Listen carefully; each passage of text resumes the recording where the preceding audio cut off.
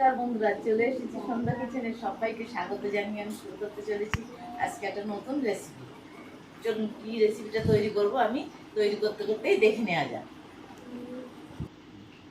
কড়াইটা আমি প্রথমে গ্যাসের উপর বসিয়ে দিলাম।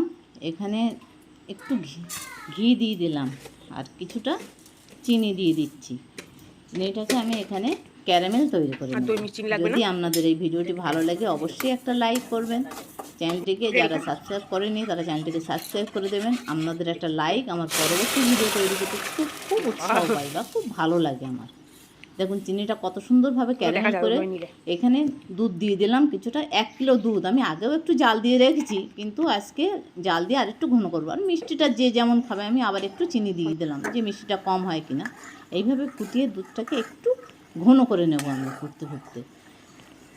দেখুন একটু প্রায় ঘন হয়ে এসেছে, তখন আমি এখানে টক দইটা ফাটিয়ে নিচ্ছি। ভাপে, গরম জলের ভাপে মিষ্টি দই। কেউ কি করেছেন? যদি করে থাকেন কমেন্টে অবশ্যই আমারে জানাবেন যে কে কেমনভাবে তৈরি করেছেন, এই মিষ্টি দইটা কোনোদিন করেছেন কি না। এটা খেতেও কিন্তু খুব সুন্দরই লাগে, খারাপ লাগে না খেতে, খুব ভালো লাগে। এই দেখুন আমার দুধটা কতটা ঘন করে আমি জাল দিয়ে নিয়েছি। এবার টক দইটা ফেটিয়ে এখানে দিয়ে একটু দুধটা ঠান্ডা করে নিয়েছি, নিয়ে তারপরে টক দইটা আমি ভালো করে এখানে ফেটিয়ে নিচ্ছি। খুব সুন্দরভাবে এখানে ফেটিয়ে রেডি করে নিয়ে আপনারা এইভাবে একদিন তৈরি করে খাবেন, কোনো অসুবিধে নেই। এবার আমি একটা বাটিতে দইটাকে যে পাত্রেই বসাবেন সেইভাবে ঢেলে নিয়ে কড়াইতে জল গরম করতে দিয়েছি।